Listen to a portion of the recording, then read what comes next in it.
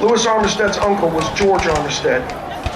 The defendant was the commander of the U.S. forces at Fort McHenry in the War of 1812.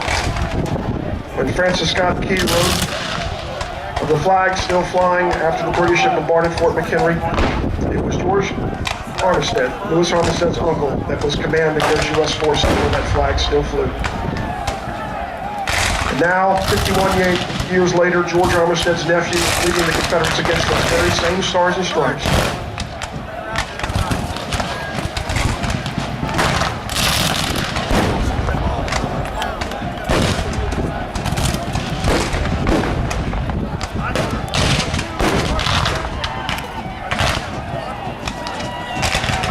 Because the width of the Confederate line has been narrowed as they advanced, it allowed Union forces on the right and left, on the right men from Ohio and New York, and on the left men from Vermont, to swing down and engulf the ends of the Confederate lines.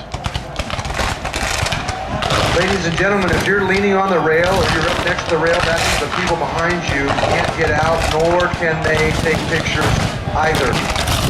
Would you be kind enough and be courteous enough to your fellow man to step away from the rail and sit back in the stands, please?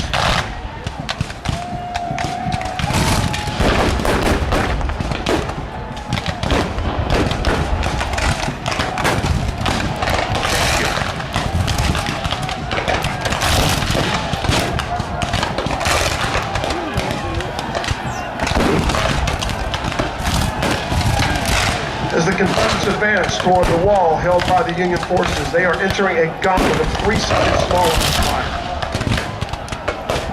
On their right from Vermonters, in front of them from Philadelphia troops at the wall, and on their left from New York and Ohio troops.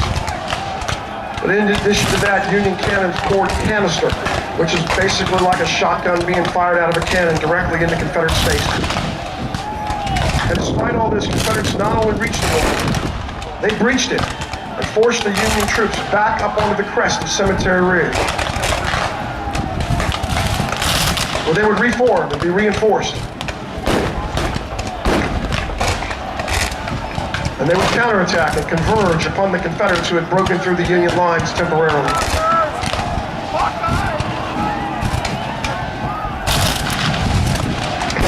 The Confederates realized they need support to exploit their temporary breakthrough. They look back in the distance to the tree line they've come from, and basically see what you see today. Except for the dead, the wounded, the fields are empty. No one is coming. Now they begin to realize that Pickett's charge may be doomed to failure.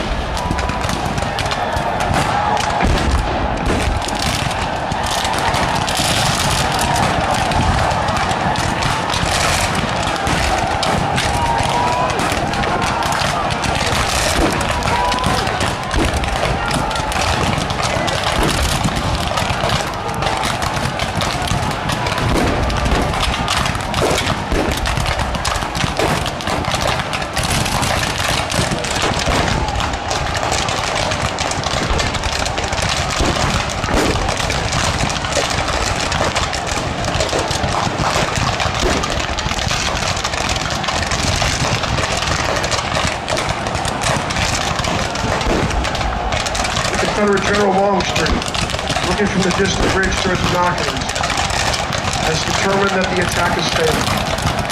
He does not wish to send more good troops after a bad result.